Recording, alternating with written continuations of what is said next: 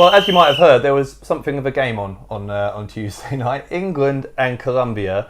I was saying on the way home afterwards to someone, I think probably in my top 3 most emotional nights as a sports fan of all time. Is that fair?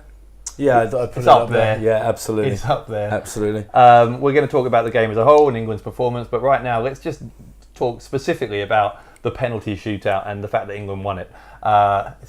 Even now, I'm getting goosebumps saying that. We've got a wall chart on my office wall today, and whenever I looked 1-1 and then a tick next to England on penalties, I was just like, we won one. What does it mean? Like, it's just such a national outpouring of emotion when we finally won a penalty shootout last night.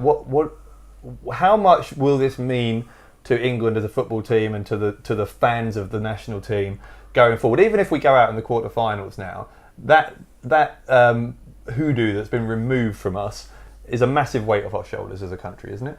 Yeah, it's huge. It's absolutely huge. I think it should galvanise everyone getting behind the team, apart from possibly Mark Boutros. Yeah. And Louch. And Louch, yeah, of course, yeah. The two. I still think Louch is going to be on the bandwagon by the end of this, probably. I mean, I'm now firmly on the bandwagon. Yeah. I was going into last night, a little bit of trepidation, but generally was totally expecting us to slip up at the first hurdle, as we always do. And now we haven't. I am firmly on the back of that bandwagon. Like I'm leading the charge. And it's not, you know what? It's not just the penalty shootout, is it? It's the fact that it's everything from after their equaliser in the 90th minute, because that's the moment where, as a nation, you know, you could just feel everyone going, well, here we go again, right? England basically deflated. And to have one of those dramatic up and down roller coaster nights where it doesn't end with the roller coaster crashing horrifically into a cliff is uplifting.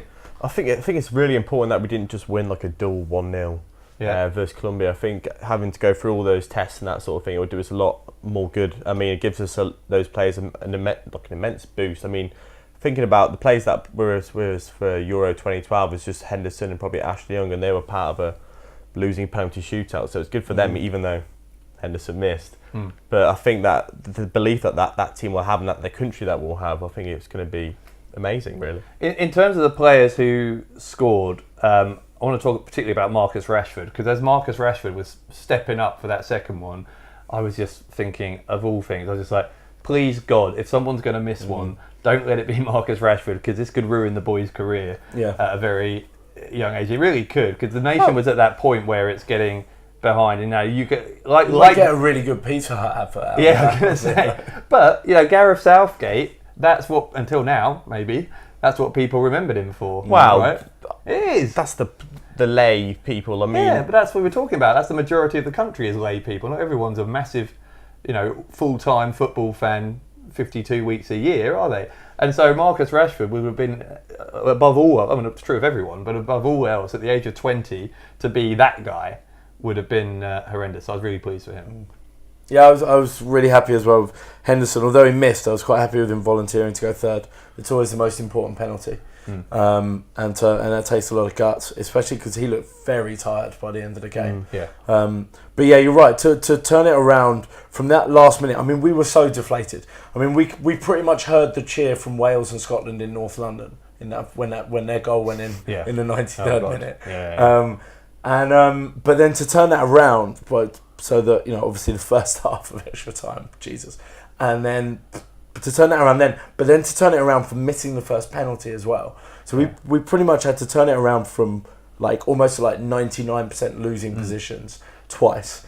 Like this group of players today will not be feeling tired at all. Like they might be fatigued, but they won't be feeling tired. They will be over the moon.